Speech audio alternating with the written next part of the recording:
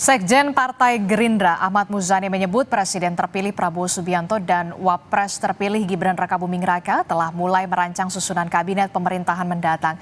Ahmad Muzani menyatakan sudah ada pembicaraan mengenai penyusunan daftar calon menteri yang akan mengisi kabinet pemerintahan mendatang. Susunan kabinet diotak-atik oleh Prabowo Gibran menyesuaikan perencanaan program kerja pemerintahan mendatang. Meski bilang sudah otak-atik kabinet mendatang, Muzani tak menyebut siapa saja calon menteri yang akan mengisi kabinet Prabowo Gibran. Pembicaraan menteri kan sudah pernah saya sampaikan, ya sudah dibicarakan, sudah diotak-atik, sudah dirancang karena kebutuhan menteri berdasar dengan kebutuhan pemerintahan yang akan datang. Kebutuhan pemerintahan yang akan datang itu bergantung kepada perencanaan program kerja pemerintah yang akan datang. Sehingga itu sedang di-breakdown oleh Presiden terpilih Prabowo Subianto dan Wakil Presiden terpilih Gibran Rakabuming Raka. Nah, untuk peran Pak Jokowi gimana Pak? Kan semalam sudah bertemu lumayan lama ya.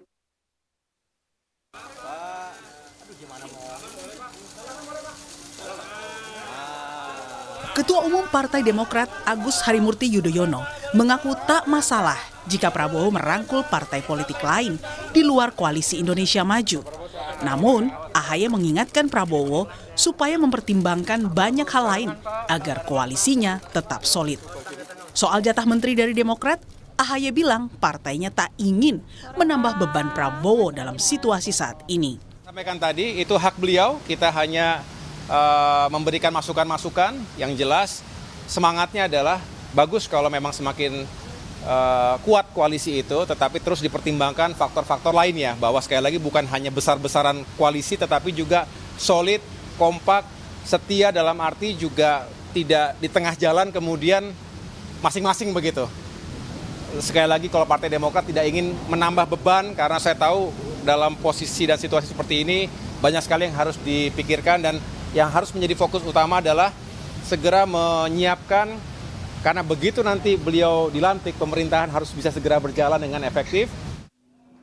Pengamat politik Adi Prayitno menilai pernyataan AHY merupakan penolakan halus Demokrat atas peluang merapatnya sejumlah partai pendukung Anies Muhaimin ke koalisi Prabowo. Memang pernyataan AHY itu sebagai bentuk penolakan secara halus ya, jika ada partai politik di luar kubu nomor 3 bergabung. Statement-statementnya memang cukup halus dan terkesan normatif. Tapi kan ada warning, jangan sampai koalisi itu berhenti di tengah jalan, kemudian di tengah jalan itu ada yang mengundurkan diri, ada yang menjadi oposisi dari dalam dan seterusnya. Bagi saya itu adalah sebagai bentuk penolakan ya. Sementara, Wakil Ketua Umum Partai Golkar, Doli Kurnia Tanjung bilang, partainya tidak terganggu soal jatah menteri jika nantinya ada partai baru yang bergabung ke koalisi Prabowo Gibran. Makanya saya kira Pak Prabowo pasti sudah punya rumusan sendiri. Yang itu rumusan itu sudah muncul pembicaraan antara ketua umum partai politik, terutama yang di Koalisi Indonesia Maju. Jadi kalaupun kemudian nanti ada partai-partai politik lain yang masuk, tentu saya kira itu sudah ada kesepahaman antara Pak Prabowo dengan Ketua Umum Partai Golkar, Ketua Umum Partai PAN, Demokrat, punya rumusan, udah punya rumusan sendiri, dan komunikasi dengan partai politik terutama yang tergabung dalam Koalisi Maju, apalagi dengan Pak Erlangga juga udah sama-sama paham lah mereka itu. Jadi kami nggak akan merasa terganggu. Manuver Presiden terpilih Prabowo Subianto untuk merangkul partai-partai di luar Koalisi Indonesia Maju ditengarai untuk menjaga stabilitas politik pemerintahannya ke depan. Namun, koalisi pemerintahan gemuk juga tak mudah dikonsolidasikan karena semakin ragamnya kepentingan masing-masing partai politik. Tim Liputan Kompas TV. Sementara itu, saudara, politisi senior Partai Golkar sekaligus mantan wakil presiden atau wakil presiden ke-10 dan ke-12 Yusuf Kala memuji langkah presiden terpilih untuk merangkul elit dan partai politik usai gelaran Pilpres 2024. Namun, JK mengingatkan pentingnya partai politik yang berperan menjadi oposisi untuk mengontrol jalannya pemerintahan. Tapi bagaimana perlu juga ada posisi supaya ada mengoreksi, tapi perlu juga pemahaman. Seperti saya katakan, politik memang satu masalah, Tapi kondisi masyarakat dan apa yang kita hadapi bisa lebih berat daripada masalah politik. Pak, berarti mirip dengan caranya Pak Jokowi 2019 dong Pak, menggait pemain politiknya. Iya, semua begitu. Memang semua pemerintah itu bagaimana mayoritas di DPR. Karena kalau tidak mayoritas, pemerintah juga tidak akan jalan mulus. Saudara Ketua Umum Partai Demokrat Agus Harimurti Yudhoyono mendukung langkah Presiden terpilih Prabowo Subianto untuk merangkul partai politik di luar Koalisi Indonesia Maju. Namun, AHY mengingatkan pentingnya menjaga kesolidan koalisi. Apakah Partai Demokrat membaca gelagat merapatnya sejumlah partai baru ke Prabowo akan mengurangi jatah menteri partai politik anggota Koalisi Indonesia Maju? Sudah ada politisi Partai Demokrat, ada Bung Jansen Sitindaun, dan juga ada pengamat politik Mas Burhanuddin Muhtadi. Selamat siang atau selamat petang Bung Jansen dan juga Mas Burhan. Sore. Selamat petang untuk seluruh penonton Kompas TV. Iya, ini kan kalau kita melihat ya, Mas AHY bilang mewanti-wanti pembentukan koalisi ini jangan cuma besar, tapi nantinya yang dikhawatirkan adalah keropos begitu. Kenapa memang Partai Demokrat khawatir sekali jatah menterinya nanti bisa berkurang gitu, Bung Jansen? Oh enggak, itu dua hal berbeda. Kalau soal kabinet dan menteri-menteri ini, sebagaimana sudah disampaikan oleh Mas AHY, Ketua Umum kami, itu sudah 2 kali disampaikan. Yang pertama, 2-3 hari lalu ketika beliau menyampaikan pidato sebelum KPU menetapkan Pak Prabowo selaku Presiden terpilih di DPP. Yang kedua yang di istana itu. Jadi kalau soal menteri itu sepenuhnya kita kembalikan ke Pak Prabowo lah. Ya kan? Tapi kalau soal kesolidan, kekompakan dan kesetiaan begitu, ini penting memang. Tuh. Jadi harus harus setia dari awal sampai akhir begitu. Memang yang baru ini nggak setia dari awal berarti ya? Bukan, maknanya bukan itu. Kan pendukung dan pengusung awal Pak Prabowo kan sudah ada Golkar, PAN, Gerindra serta kami Demokrat itu. Untuk memperkuat pemerintahan Pak Prabowo di parlemen tentu kan beliau butuh tambahan. Itu realitasnya begitu, itu nggak bisa kita bantah itu. Betul. Itu dia. Tentu akan masuk nanti 2 atau 3 partai baru kan ke dalam pemerintahan Pak Prabowo besok. Kabinet Kim Jilid 3 begitulah dia. Yang ditekankan Mas AHY itu tadi. Jadi ya harus solid ya teman-teman yang baru masuk ini nanti. Solid, kompak, setia. Jangan nanti di tengah jalan berbeda lagi kan gitu. Ntar belok lagi kemana gitu ya? Ya persis. Jadi ini penting ditegaskan di awal ya, tanpa bermaksud kemudian menyampuri. Karena kami sepenuhnya sudah menyerahkan soal menteri-menteri ini kepada Pak Prabowo. Beliau jam terbang politiknya sudah sangat tinggi lah. Plus kebutuhan apa yang harus ada dalam kabinet besok beliau juga sudah tahu. Serta pengusungnya ini tadi yang awal-awal ini, partai awal-awal ini, pendukung awal Golkar, PAN, Demokrat, Gerindra, beliau juga sudah tahu menteri apa yang cocok untuk 4 partai ini, jumlahnya berapa, portofolionya bagaimana, beliau juga sudah tahu kan. Jadi kami tidak masuk ke soal itu. Kami hanya ingin menekankan sebagaimana disampaikan Mas AHY tadi, ya kalau besok teman-teman baru masuk ya ayo kita solid, ya ayo kita kompak, ayo kita setia, jangan lagi berkepala 2, berkepala 3 begitu.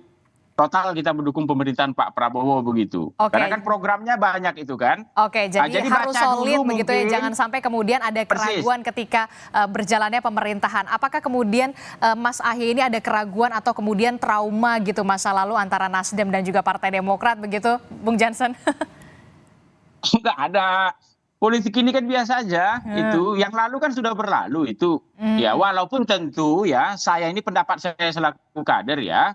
Kita maafkan tapi kan belum tentu kita lupakan begitu. Tapi sekali lagi kan kita bersatu di bawah pemerintahan Pak Prabowo kan. Tentu kepala negara, kepala pemerintahannya, pimpinan ya dari koalisi ini kan Pak Prabowo begitu. Jadi Pak Prabowo nanti yang ngatur kita semua begitu. Itu dia. Jadi harus solid aja, harus kompak begitu. Jangan ular berkepala 2, berkepala 3 lagi besok. Plus tolong teman-teman yang baru begitu baca program-program Pak Prabowo kemarin begitu. Kan ada cukup banyak tuh, ada 10 program prioritas yang ingin dikerjakan tuh.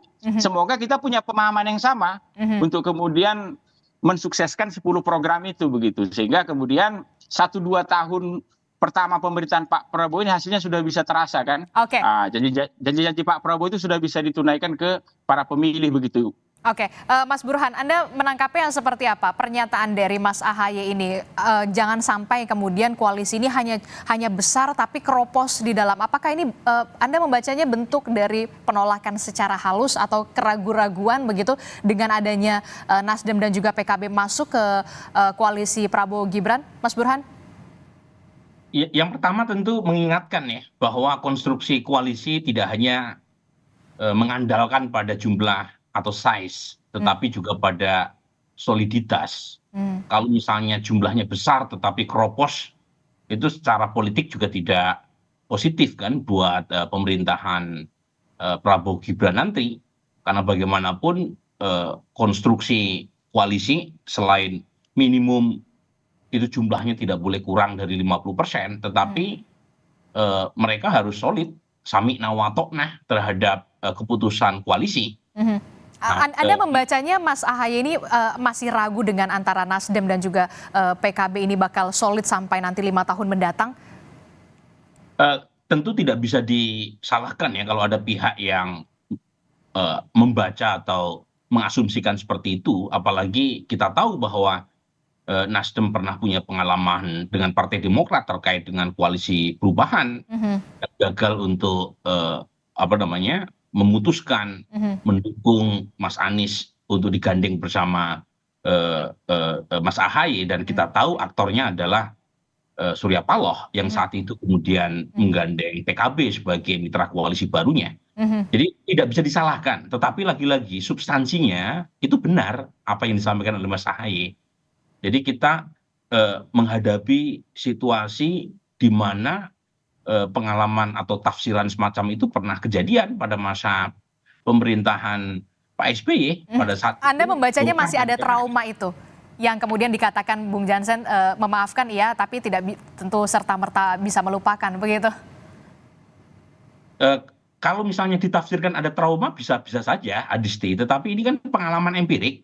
Kita menghadapi situasi koalisi multipartai ekstrim, di mana dalam koalisi presidensial dengan konstruksi multipartai, itu partai-partai bebas dan sadansi kalau istilahnya Ibu Mega sana kemari, tanpa diikat dengan belenggu ideologis yang kuat, dan itu yang menjelaskan mengapa perilaku elit politik kita begitu mudah untuk pindah ke hati. Oke, Mas Burhan, jadi kalau kemudian wajar nggak sih kemudian Mas AHY begitu dalam tanda kutip Partai Demokrat merasa terancam begitu dengan adanya 2 partai baru yang kemudian masuk ke dalam koalisi Prabowo Gibran ini akan mengancam jatah kursi menteri yang kemudian semakin sedikit untuk Partai Demokrat? Jangan dijawab dulu, Bung Jansen dan juga Mas Burhan, tetaplah bersama kami di Kompas Petang. Terima kasih Anda masih bersama kami dalam Kompas Petang. Saudara, masih ada Bung Jansen Sitindaun dan juga dari Mas Burhan juga. Mas Burhan, ini mungkin nggak sih kemudian Mas AHY dalam tanda kutip ini Partai Demokrat ini berusaha untuk meredam egonya ketika dulu kita lihat ada meninggalkan juga, ada yang meninggalkan dan ditinggalkan begitu dari Nasdem. Gini Adisti ya, yang pertama ada kebutuhan secara objektif buat koalisi Indonesia Maju untuk menambah mitra koalisi baru. Ini karena 4 partai utama pendukung Pak Prabowo Gibran itu belum mencapai 50% persatu. Jadi secara objektif memang diperlukan. Nah, yang secara subjektif perlu diputuskan bersama adalah berapa banyak jumlah partai yang mau diangkut ke dalam untuk menambal kekurangan politik, ya, terutama berkaitan dengan jumlah persentase kursi di parlemen. Ya, betul. Kalau misalnya kalau secara objektif 1 aja udah cukup. Betul. Kan sekarang 48-49%. Antara Nasdem atau PKB sudah cukup. Tetapi kan sepertinya ada perbedaan. Pak Prabowo ada tendensi untuk menarik sebanyak mungkin kekuatan partai ke dalam. Nah, kalau sudah berapa banyak jumlah partai yang diajak, itu bukan lagi diskusi secara objektif dalam pengertian kebutuhan objektifnya cuma 1 partai saja kok. Nggak perlu banyak-banyak. Dan itu penting juga buat mendewasakan sistem demokrasi kita agar jangan seluruh kekuatan dibawa ke dalam. Karena power sharing itu bukan hanya menimbulkan persoalan terkait dengan manajemen koalisi. Karena kalau misalnya power sharingnya dengan menarik mitra koalisi baru itu mengurangi porsi yang sebelumnya disediakan buat partai pendukung utamanya waktu pilpres, tentu akan jadi masalah. Nah, kalau misalnya power sharing itu dengan cara menambah kursi kementerian dengan merevisi Undang-Undang Kementerian Negara, itu juga jadi masalah. Oke. Karena 34 jumlah kementerian yang sekarang ditetapkan oleh undang-undang itu termasuk yang paling banyak sedunia. Mau betul. ditambah berapa banyak lagi? Oke. Jadi diskusi itu yang saya mungkin belum dituntaskan ya di internal koalisi. Oke, Bung Jansen, kalau Demokrat sendiri kemudian khawatir atau tidak kemudian Pak Prabowo ini punya tendensi untuk merangkul sebanyak-banyaknya partai politik ke dalam pemerintahan Prabowo Gibran? Pertama itu dulu tadi ya, Mbak ya, soal kalimat mengancam jatah Demokrat. Enggak lah, ini penting saya luruskan ini, karena penonton Kompas ini kan puluhan sampai ratusan juta orang kan. Jadi jangan dipikir kemudian pernyataan ketua umum kami tadi itu kaitannya dengan soal mengancam jatah Demokrat. Sekali lagi kami tegaskan, ya, soal mengangkat-ngangkat menteri itu kita serahkan sepenuhnya kepada Pak Prabowo. Jam terbang beliau di politik ini sudah lebih dari cukup untuk mengetahui apa kebutuhan untuk pemerintahannya besok kan. Plus untuk kami partai-partai yang sejak awal mengusung beliau, ya, beliau juga sudah tahu itu berapa partai Demokrat dapat berapa, Gerindra berapa, Golkar berapa, begitu. Sedikit pun kami nggak ragu untuk soal itu. Jadi yang kedua itu tadi, kalau pertanyaan Mbak tadi kan bagaimana kalau Pak Prabowo mengajak banyak partai? Kita serahkan kepada Pak Prabowo itu. Nggak ada masalah. Jadi kalau iya, jadi kita ini beruntung sebenarnya di Indonesia ini. Kalau kita ingin studi komparasi sedikit begitu, biar publik juga bisa melihat secara terang benderang. Presiden terpilih itu kan di April ini sudah diputuskan itu. Berarti beliau punya waktu 4-5 bulan ke depan ini untuk menyusun koalisinya sebelum nanti tanggal 20 Oktober dilantik, begitulah. Contoh lihatlah di Belanda misalnya. Sekarang Belanda itu, Perdana Menterinya itu acting. Sementara, karena bulan Juli kemarin Mark Rutte itu mundur. Perdana Menteri yang kemarin, jadi sudah 200 hari lebih ini ya, Partai VVD, Partai Rakyat untuk Kebebasan dan Demokrasi di Belanda itu belum berhasil membentuk koalisi. Di bawah ketuanya yang baru, Dylan Yesil-Gilfos itu dia. Jadi poin Anda nggak ada masalah soal itu. Kalau misalkan persis. Pak Prabowo. Jadi kita ini beruntung secara timeline kita begitu. Kan ada orang mengatakan, kok aneh demokrasi kita ini ya, presiden udah ditetapkan di bulan April, contoh seperti saat ini ya, sudah diputuskan baru dilantik 5-6 bulan lagi. Malahan ini bagus untuk demokrasi kita karena presiden terpilih itu punya kesempatan untuk menyusun koalisinya, termasuk untuk menyusun kabinetnya. Sehingga nanti ketika tanggal 20 Oktober dia dilantik, itu udah langsung bisa jalan begitu. Coba bandingkan misalnya dengan negara lain. Di Denmark kemarin juga begitu. Hampir 250 hari.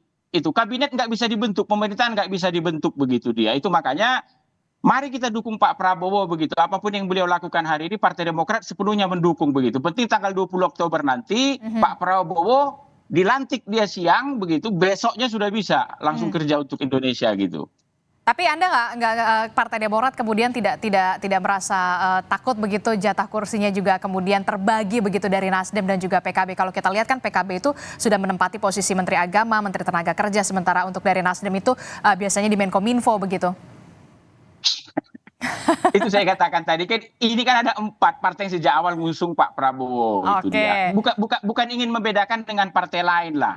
Jadi kalau ibarat saham kami di sini ini blue chip lah ini saham tertinggi lah ini. Kalau ibarat di dunia usaha begitu, kami ini adalah kreditor preferen, bukan konkuren begitu dia. Itu makanya selaku partai pendukung utama Pak Prabowo sejak awal, kami mendukung apa yang beliau lakukan sekarang begitu, tanpa perlu takut kemudian seperti bahasa media hari ini, ini akan mengancam jatah Demokrat, jatah Golkar, jatah Gerindra, jatah PAN dan lain-lain begitu. Jauh pikiran kami dari itu. Kami sepenuhnya sudah tahu Pak Prabowo akan buat apa yang terbaik begitu dia. Oke, Mas Burhan, Anda melihat ada kekhawatiran nggak ketika nanti Pak Prabowo kemudian merangkul selain Nasdem dan juga PKB? Begini ya, lagi-lagi dalam politik itu ada semacam konsensus yang dipegang oleh para elit. Misalnya dalam konteks power sharing. Pertama ukurannya adalah saham atau iuran elektoral yang dikeluarkan oleh masing-masing partai dalam mendukung capres cawapres terpilih. Ukurannya apakah mereka terlibat dari awal dalam proses pembentukan koalisi Pilpres. Karena kan ada juga partai yang bergabung setelah Pilpres selesai, setelah 100% tahu capres yang mereka usung kalah. Dan itu pengalaman sejak menit pertama Pilpres dilakukan tahun 2004. Yang kedua, itu ukurannya adalah berapa jumlah kursi yang dimiliki oleh masing-masing partai pendukung pemerintah. Oke. Itu bagian dari semacam kearifan para elit untuk menghitung berapa banyak kursi yang diperoleh proporsional sesuai dengan kekuatan mereka di parlemen. Karena begini, karena dalam konteks setelah Pilpres, itu kan bukan semata-mata Pilpres, bukan semata-mata winning the election, karena itu sudah selesai, tapi proses governability. Jadi governability itu relasi eksekutif dengan legislatif penting. Jadi kalau misalnya partai tadi punya kursi banyak di parlemen, itu biasanya juga disesuaikan dengan akomodasi proporsional dengan jumlah kekuatan. Jadi harus proporsional begitu, dan kita yakin kemudian soal kursi menteri siapa-siapa saja yang kemudian ada di posisi itu adalah hak prerogatif dari presiden. Terima kasih Mas Burhan, Bung Jansen dari Partai Demokrat telah bergabung bersama kami di Kompas Petang. Sehat-sehat selalu Bapak-bapak. Terima kasih. Hidup Indonesia. Oke, terima kasih. Saudara